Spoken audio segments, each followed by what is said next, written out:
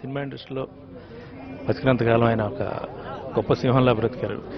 ఒక పరిపూర్ణమైన సినీ జీవితాన్ని ఆయన అనుభవించారు.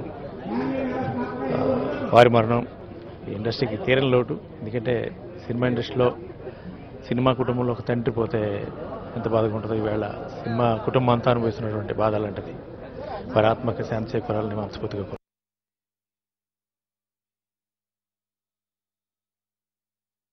మా అందరికీ ఆపద బాగుండు. ఎవరైనా ఆపదలో ఉంటే ఆయన వెంటనే నేనున్నాను మీకెందుకు అని అభయాస్తం ఇస్తారు. ఎలాంటి వాళ్ళైనా కష్టంతో వెళ్తే వాళ్ళ కష్టం తీరేంత వరకు నిద్రపోరాలి. మళ్ళీ అలా చిన్న సినిమాల విషయంలో దాసరి గారు వినిపించినంత స్ట్రాంగ్ వాయిస్ ఇంకా ఎవరు వినిపించలేదేమో అండి. ఆ క్రమంలో మీరు ఎలా? హీ ఈజ్ ఎ లీడర్ అండి. He leads every one. We just follow him. ఈరోజు అందరూ కూడా దిగ్భ్రాంతికి గురి కావడం జరిగింది.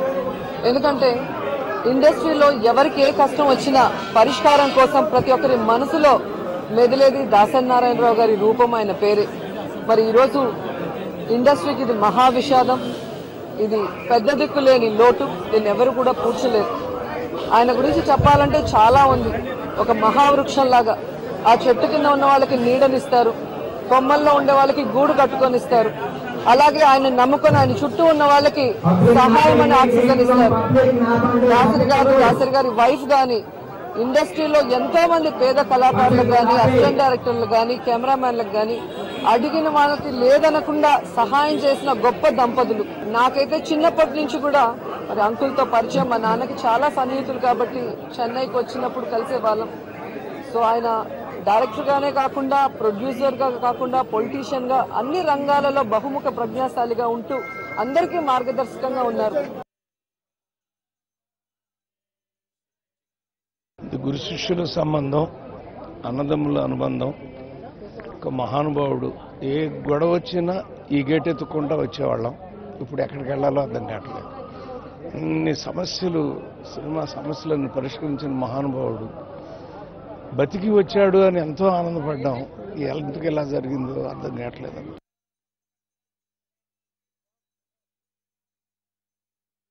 గురు శిష్యుల సంబంధం, అన్నదమ్ముల అనుబంధం. ఒక మహానుభావుడు. ఏ గొడవ వచ్చినా కాదు, చాలా జనరేషన్స్ కి ఆస్తి మిగిల్చి వెళ్లారు. పెద్ద దిక్కు కోల్పోయాం. ఎక్కడున్నా ఆయన ఆత్మకు శాంతి చేకూరాలని మనస్ఫూర్తిగా కోరుకుంటాం. Thank you. ఒక ఆయన ప్రొడక్షన్లో వర్క్ చేస్తున్నాను. I'm feeling lucky that last movie ఎర్రబస్సు కూడా వర్క్ చేస్తున్నాను. ఆర్టిస్ట్కి ఎంత రెస్పెక్ట్ ఇస్తారు. నిజంగా ఆయనతో వర్క్ చేసేటప్పుడు నాకు భయం వేసింది ఎలా ఉంటుందో ఆయనతో వర్కింగ్ అని. కానీ ఎంత కంఫర్టబుల్గా, ఎంత బాగా ట్రీట్ చేస్తారు. అస్సలు కోపగించుకోకుండా ఎంత బాగా నెరేట్ చేస్తారు. యాజ్ ఎ పర్సన్గా కూడా ఆయన బర్త్డేస్కి వచ్చేవాళ్ళం ఇది వరకు. వి మిస్ హిమ్ అంతే. చాలా మంది తెలియదండి. నా పెళ్లి దగ్గరుండి అంకుల్ చేశారు. అంకుల్ ఆంటీ నా హస్బెండ్ ఉదయంలో వర్క్ చేశారు వాళ్ళ దగ్గర. వాళ్ళని, నా హస్బెండ్ని ఆయన కొడుకులాగా ట్రీట్ చేసేవాళ్ళు. ఆంటీ పోయినప్పుడే ఇంటితో చాలా అనుబంధం తగ్గిపోయింది. ఎందుకంటే ఆడవాళ్ళు ఉంటే నా ఇల్లు కళకళలు ఉండేది. తర్వాత మరి అంకుల్ అంటే ఇంకా అసలు తట్టుకోలేకపోతున్నాం బాధ. బికాజ్ ఇప్పుడు కాదు, నా 10th క్లాస్ అప్పటి నుంచి మాకు రిలేషన్ అంకుల్ వాళ్ళు. సో ఇలా అంటే ఏం చేస్తాం, ఇంకా ఇక్కడ రాలేము. ఇంకా ఆయన గురించి ఏమి ఇచ్చేది. నేను వారి సీరియల్ కోసం అప్రోచ్ అవ్వడం జరిగింది. తర్వాత నేను ఇండస్ట్రీకి వచ్చేప్పటికీ ఆయన చేసిన మూవీస్ తక్కువ అయినప్పటికీ ఆయన గాడ్ ఫాదర్ అండి. గాడ్, ఇండస్ట్రీకి ఫాదర్, రెండు ఒక దేవుణ్ణి, ఒక తండ్రిని కోల్పోయింది ఇండస్ట్రీ. చాలా బాధాకరమైన విషయం. ఎందుకంటే చాలా ధైర్యంగా మాట్లాడేవాళ్ళు. ఏ సమస్య వచ్చినా ఆయన ఉన్నారని అండ ఉండేది. ఈరోజు అది లేదు. అది ఎవ్వరూ పూడ్చలేని స్థానం. చాలా బాధగా ఉంది. చాలా బాధగా. మా ఇద్దరు అనుబంధం ఏంటంటే, ఆయనకి పెద్ద హీరోలతో ఫస్ట్ సినిమా, ఆ సినిమాకి నేను క్లాప్ ఇవ్వటం జరిగింది. అప్పుడప్పుడు ఎప్పుడు కలిసినా అంటూ ఉండేవారు, నాన్న హరి నువ్వు వచ్చి క్లాప్ కొట్టావు, నేను ఫస్ట్ డైరెక్షన్, ఆ సినిమా సూపర్ డూపర్ హిట్ అయిందని అంటుండేవారు. అదీగాక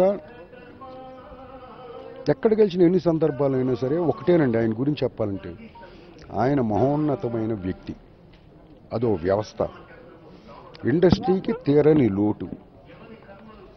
ఇండస్ట్రీలో కూడా చిన్న ప్రొడ్యూసర్స్కి ముందు ముఖ్యంగా, అలాగే చిన్న చిన్న కార్మికులకి ఇండస్ట్రీలో వాళ్ళకి ఏ బాధ వచ్చినా ఆయన ముందుండి, ప్రతిదానికి ఆయన ముందుండి వెళ్ళటం చేయటం ఇక నభూతో నభవిష్యండి.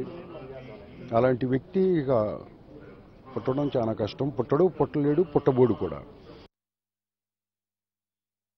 కుటుంబ సభ్యులకి మాత్రమే కాకుండా మిత్రులకి సైతం చలనచిత్ర రంగంలో ఉన్నటువంటి వారు ఎవరికైనా సరే ఎటువంటి కష్టం వచ్చినా నేనున్నాను అంటూ వారికి అండదండగా నిలిచేటువంటి పెద్ద మనసు ఉన్నటువంటి వారు దాసరి నారాయణరావు గారు.